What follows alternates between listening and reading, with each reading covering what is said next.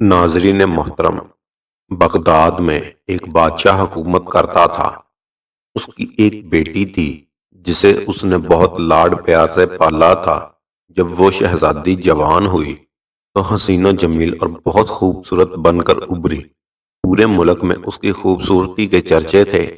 قریبی ملک کے شہزادوں کے رشتے بھی آنے لگے، لیکن جب وہ کوئی رشتہ آتا شہزادی انکار کر دیتی اور کہتی میں اس سے شادی نہیں کروں گی اور اسی سے شادی کروں گی جس سے مجھے محبت ہوگی، چاہے وہ شہزادہ ہو یا نہ ہو۔ محل میں ایک بادشاہ کا ایک غلام تھا جو بہت ہی خوبصورت اور نوجوان تھا۔ وہ بادشاہ کے گھوڑوں کی دیکھ بھال کرتا تھا۔ خوب معلوم تھا کہ کس طرح گھوڑوں کو قابو کرنا ہے۔ ایک دن غلام کی نظر بادشاہ کی لاڈلی بیٹی پر پڑی تو وہ غلام پہلی نظر میں اس کے حسن پر مر مٹا۔ اب وہ دن رات شہزادی کے ہی خواب دیکھتا تھا۔ جب بھی شہزادی سیر کے لیے نکلتی وہ غلام اسے چوری دیکھتا اور اسے حاصل کرنے کے منصوبے بناتا رہتا تھا۔ ایک دن اس نے اپنے دوست سے کہا، مجھے بادشاہ کی بیٹی سے محبت ہو گئی ہے۔ جب سے شہزادی کو دیکھا ہے میں اس کا دیوانہ ہو گیا ہوں۔ شہزادی کو دیکھے بنا مجھے چین نہیں آتا۔ تم ہی بتاؤ میں اسے کیسے حاصل کروں؟ دوست نے کہا، تم پاگل ہو؟ اگر بادشاہ کو پتہ چل گیا تو زندہ زمین میں گاڑ دے گا۔ یہ بات تم خوب اچھی طرح سے جانتے ہو۔ دشمنوں کو کیسی کیسی اذیت ناک سزائیں دیتا ہے۔ محترم ناظرین، آپ سے گزارش ہے کہ ویڈیو کو لائک اور شیئر کر دیں۔ لیکن غلام پر تو شہزادی کے حسن کا بھوت سوار ہو چکا تھا۔ وہ اسے کسی بھی قیمت پر حاصل کرنا چاہتا تھا۔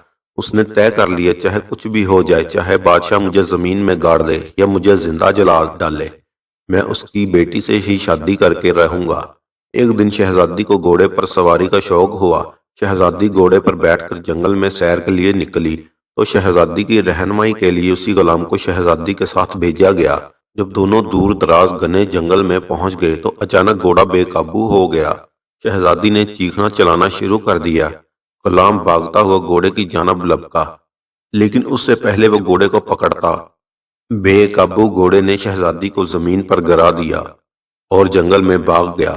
ناز نخروں میں پلی شہزادی جب زمین پر گری تو پاؤں میں موچ آ گئی۔ وہاں پر شہزادی کی خاص کنیزیں موجود نہ تھی جو شہزادی کو اٹھاتی، اس لیے یہ کام آج اس خادم کو ہی کرنا پڑا۔ خوش قسمت خادم کے لیے آج اس کی زندگی کا سب سے بڑا دن تھا۔ غلام نے آگے بڑھ کر شہزادی کا ہاتھ پکڑا اور اسے سہارا دے کر کھڑا کیا۔ پاؤں میں موچ اور درد کی وجہ سے شہزادی کو ایک قدم بھی اٹھانا مشکل ہو گیا تھا۔ اندھیرا چھا رہا تھا اور سردی بڑھ رہی تھی۔ اس گھنے جنگل میں محل واپسی ناممکن تھی۔ درد کی شدت، گھنا جنگل اور سردی، ان دونوں کے پاس جنگل میں رات گزارنے کے علاوہ کوئی چارہ نہ تھا۔ شہزادی کچھ خوف زدہ تھی۔ غلام نے اسے دلاسا دلایا کہ آپ گھبرائیں نہ، میں آپ کو محفوظ مقام پر لے چلوں گا۔ غلام نے ہمت کی اور ڈرتے ڈرتے شہزادی کو اپنی باہوں میں اٹھایا اور رات گزارنے کے لیے محفوظ مقام کی تلاش شروع کر دی۔ پہلی بار شہزادی کو کسی غیر محرم نے چھوا تھا اور جب غلام کا مضبوط جسم شہزادی کے ساتھ لگا اسے ایک عجیب سا احساس ہوا۔ ابھی تھوڑی ہی دور گئے تھے کہ انہیں ایک غار نظر آیا۔ غلام شہزادی کو اٹھائے غار میں داخل ہوا، پھر شہزادی کو غار میں بٹھا کر لکڑیاں جمع کی اور آگ جلائی اور شہزادی کو آگ کے پاس بٹھایا۔ آگ کی تپش سے شہزادی کو کچھ سکون ملا اور پاؤں کے درد میں بھی کمی ہوئی۔ دور بیٹھا غلام آج اس کے لیے کسی مسیحا سے کم نہ تھا۔ پھر شہزادی نے ہاتھ کے اشارے سے اسے اپنے پاس بلایا اور کہا، تم محل میں کیا کام کرتے ہو؟ اس نے کہا، میں بادشاہ سلامت کے گھوڑوں کی دیکھ بھال کرتا ہوں۔ اپنے سامنے سر جھکائے بیٹھے غلام پر شہزادی کو بہت پیار آیا اور اسے ایسا لگا جیسے وہ اسے برسوں سے جانتی ہو۔ پھر جلد ہی غلام سے بے تکلف ہو گئی اور اسے دل دے بیٹھی۔ آگ کے پاس بیٹھ کر وہ دونوں باتیں کرنے لگے اور سردی کی شدت نے انہیں ایک دوسرے کے مزید قریب کر دیا۔ پھر دونوں ایک دوسرے میں اتنا کھو گئے کہ جذبات میں آ کر زنا کرنے لگے۔ زنا کرنے کے بعد غلام نے اپنا دل کھول کر شہزادی کے سامنے رکھ دیا کہ پہلی ہی نظر میں آپ سے محبت کر بیٹھا تھا، تب سے آپ کو پانے کی کوشش میں تھا، لیکن اظہار محبت کرنے سے ڈرتا تھا کہ کہیں بادشاہ سلامت مجھے قتل نہ کروا دیں۔ شہزادی نے اسے تسلی دی اور کہا، گھبراؤ نہیں، جو میں چاہوں گی وہی ہوگا۔ تم مجھے پسند آ گئے ہو، میں اپنے ابا حضور بادشاہ سلامت سے تمہاری سفارش کروں گی، لیکن اس سے پہلے تمہیں بادشاہ سلامت کے پاس جانا پڑے گا۔ غلام نے کہا ٹھیک ہے۔ دونوں نے فیصلہ کیا کہ پریشان ہونے سے اچھا ہے بادشاہ کی خدمت میں حاضر ہو کر درخواست کی جائے۔ غلام نے سوچا اپنی قسمت دیکھتے ہیں، بادشاہ کی بیٹی نصیب ہوتی ہے یا پھر موت۔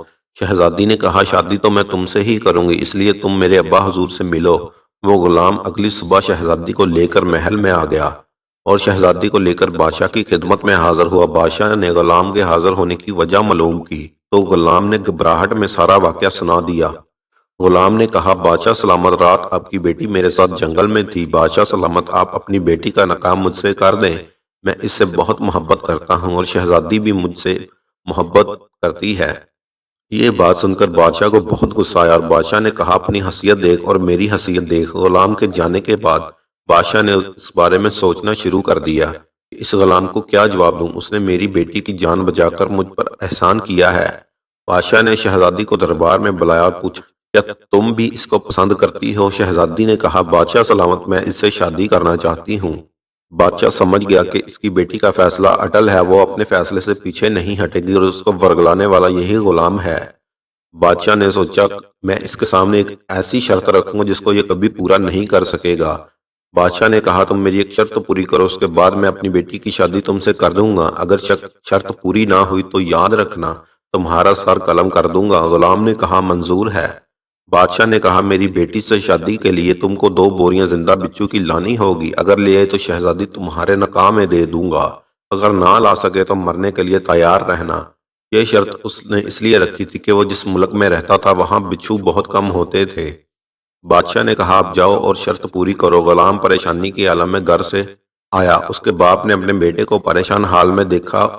اس نے اپنے بیٹے سے کہا بیٹا تم اتنے پریشان کیوں ہو؟ غلام نے اپنے باپ سے کہا ابا حضور مجھ سے بڑی غلطی ہو گئی ہے، میں شہزادی سے محبت کر بیٹھا ہوں اور شہزادی بھی مجھ سے محبت کرتی ہے اور میں نے بادشاہ سے شہزادی کا ہاتھ بھی مانگ لیا ہے۔ جب غلام کے باپ نے اپنے بیٹے سے جنگل کے تمام قصہ سنا تو پریشان ہو گیا اور سرزنش کی کہ تم شہزادی سے زنا کر کے گناہ کبیرہ کیا ہے، تمہیں ایسا بالکل بھی نہیں کرنا چاہیے تھا۔ غلام نے کہا کہ گناہ کر بیٹھا ہوں اور بادشاہ کی شرط بھی قبول کر لی ہے کہ میں 2 بوریاں بھر کر لاؤں گا۔ اب آپ مجھے بتائیں کہ میں اتنے سارے بچھو کہاں سے لاؤں؟ غلام کے باپ نے کہا تم شام کو مجھے ملنا، میں تمہیں بتاؤں گا کہ بچھو کہاں سے ملیں گے۔ شام کو غلام جب باپ کی خدمت میں حاضر ہوا تو باپ نے کہا اس شہر میں ایک بہت پرانا قبرستان ہے، اس میں ایک قبر ہے، اس کی ساری مٹی ہٹا دینا، صرف وہاں سے ایک اینٹ ہٹا کر بوری اس پر لگا دینا، جب ایک بوری بھر جائے تو بوری کا منہ اچھی طرح بند کر لینا، دوسری بوری کو بھی تم اس طرح بھر لینا، اس کے بعد اس قبر کو اچھی طرح بند کر دینا۔ اور اس غلام نے اپنے باپ کی ہر بات پر عمل کیا اور قبرستان پہنچ گیا اور وہاں جا کر وہ بہت خوفزدہ تھا۔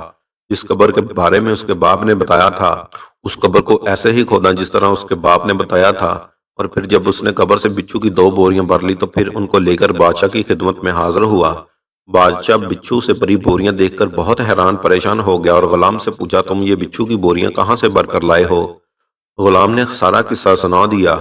بادشاہ نے کہا اپنے باپ کو بلا کر لاؤ، آج قبر کے بارے میں اس نے بتایا ہے، اس میں آخر اتنے بچھو کیوں ہیں؟ غلام نے اپنے باپ کو بلا کر لایا، شہزادی بھی وہیں موجود تھی اور دربار بھی بھرا ہوا تھا۔ جب بادشاہ نے غلام کے باپ سے پوچھا کہ بتاؤ اس قبر میں اتنے بچھو کیوں ہیں، تو غلام کے باپ نے کہا میرا بیٹا جس قبر سے بوریاں بھر کر لایا ہے وہ قبر ایک ایسے شخص کی ہے جو جوانی میں عورتوں سے زنا کرتا تھا اور جب اس کی موت ہوئی اس وقت بھی وہ زنا کاری ہی کر رہا تھا۔ یہ بات سن کر غلام بادشاہ کے پاس آیا اور کہا بادشاہ سلامت مجھے معاف کر دیجئے گا، میں جانتا ہوں کہ میں نے بہت بڑا گناہ کیا ہے لیکن میں آپ کی بیٹی سے سچی محبت کرتا ہوں۔ بادشاہ نے کہا کہ تم نے انجانے میں گناہ کیا ہے لیکن تم میری بیٹی سے محبت کرتے ہو اس لیے سزا تمہیں ضرور ملے گی، تمہیں اور میری بیٹی کو کوڑے لگائے جائیں گے۔ پھر بادشاہ نے جلادوں کو حکم دیا اس کو اور اس کی بیٹی کو 100 کوڑے مارے جائیں اور کوڑے مارے جانے کے بعد دونوں کی شادی کر دی گئی۔ امید کرتا ہوں آج کی ویڈیو آپ کو پسند آئی ہوگی، اگر ویڈیو پسند آئی ہو تو اسے لائک اور شیئر کر دیجیے گا۔ ملتے ہیں اگلی ویڈیو میں، تب تک کے لیے اللہ حافظ۔